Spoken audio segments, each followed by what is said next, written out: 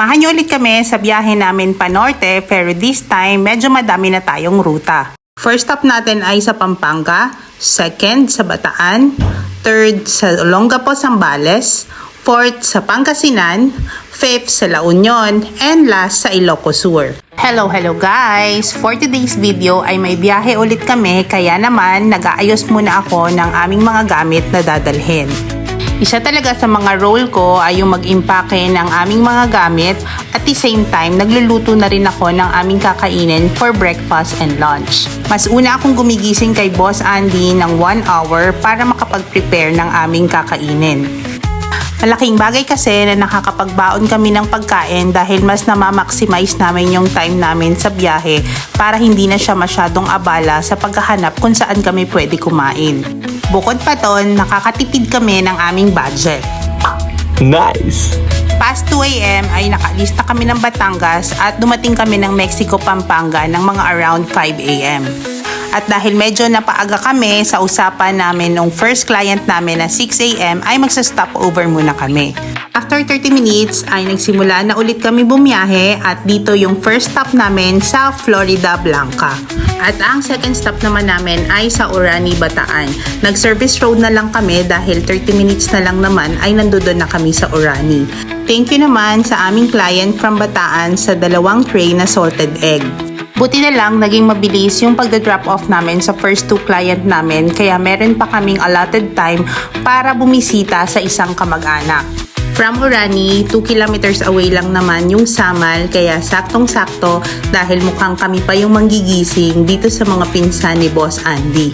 Sobrang bilis lang talaga nung kamustahan at tawanan namin. Siguro sa susunod na pagkakataon, medyo dadalas-dalasan natin yung mga ganitong pagbisita.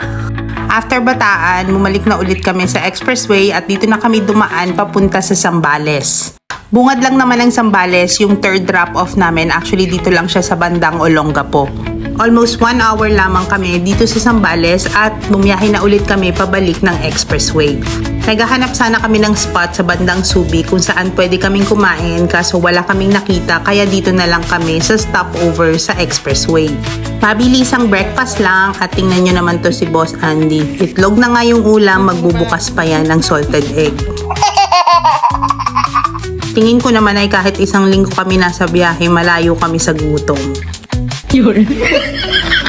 After namin mag-breakfast ay nagsimula na ulit kami bumiyahe at ang next stop namin ay dito sa Tarlac City exit.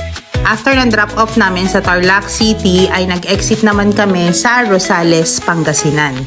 Almost 2 PM na nung natapos yung aming drop-off sa Bayambang, Pangasinan, kaya naman kumain na muna kami ng aming lunch. Inabot na din kami ng gabi at almost 7 PM ay nasa San Juan, La Union na kami. At dahil maulan at madilim na ay magpapahinga na muna kami. At dito nga pala kami nag-check-in ngayon sa Calea Express Hotel. Very accessible yung hotel na to kasi along Diversion Road lang siya ng San Fernando, La Union. Actually, bandang dulo na siya kaya parang San Juan, La Union na yung nakakasakop sa kanya. First time lang namin nag-check-in dito sa Calea Express Hotel. At mukhang hindi ito ang magiging last time dahil napaka-aesthetic at napakaganda ng interior ng kanilang mga rooms.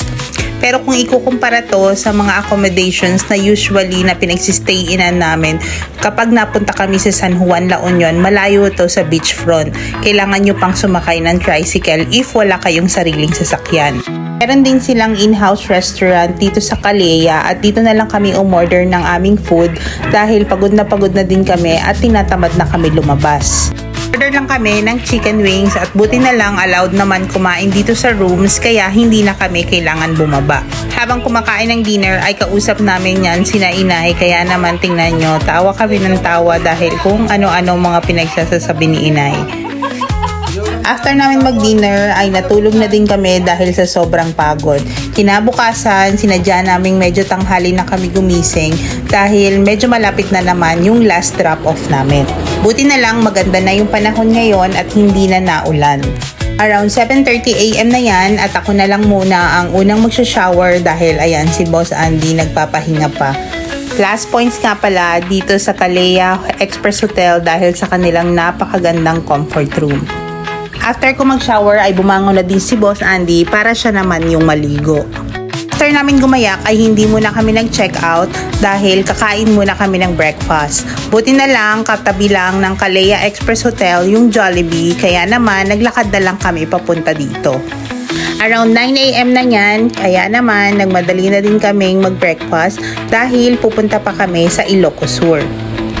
After namin kumain ay bumalik na agad kami sa hotel para mag-ayos na namin yung aming mga gamit.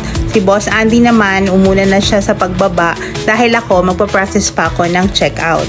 Mga around 10 AM na nung nakaalis kami ng hotel, and this time tatakbo naman kami papunta sa Ilocos Sur. Hindi naman kalayuan yung pagda-drop off namin dito sa Ilocos. Actually, 2 towns lang siya mula doon sa Arco ng Ilocos Sur. At after drop off, ay bumiyahe na ulit kami pabalik. Mission accomplished na, kaya napasayaw naman kami. Thank you Lord, at natapos namin lahat ng aming delivery. At dahil dyan, deserve namin kumain ng masarap.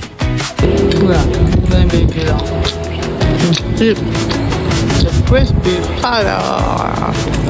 Yeah.